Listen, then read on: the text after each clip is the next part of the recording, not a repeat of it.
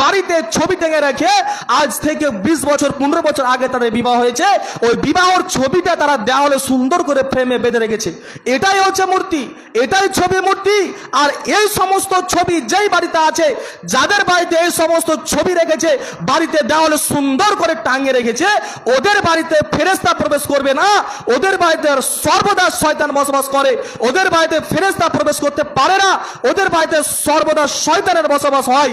আজকে আপনার বাড়িতে দেওয়ালে যেই ছবিটি টেঙে রেখেছেন, আপনার সন্তানের যেই ছবিটা আপনি টেঙে রেখেছেন, আপনার বিবাহর যেই ছবিটা আপনি টেঙে রেখেছেন, এই ছবিটা যদি আপনি লাথি মেরে পায়ের নিচে ফেলে ভেঙে যদি ড্রেন আপনি নিক্ষেপ না করতে পারেন, তাহলে আপনার বাড়ি থেকে শয়তান কখনই বেরোবে না। আপনার বাড়ি থেকে শয়তান কখনই যাবে না, আপনার বাড়ি থেকে শয়তান কোনো মতেই যাবে না। যদি আপনি এই ছবির মুখে লাথি মেরে আপনি ড্রেনের মধ্যে নিক্ষেপ করতে পারেন, তাহলে আপনার মধ্যে, আপনার বাড়ির মধ্যে ফেরেশতা প্রবেশ করবে, নচেত আপনার বাড়িতে সর্বদাই শয়তান বসবাস করবে। আল্লাহ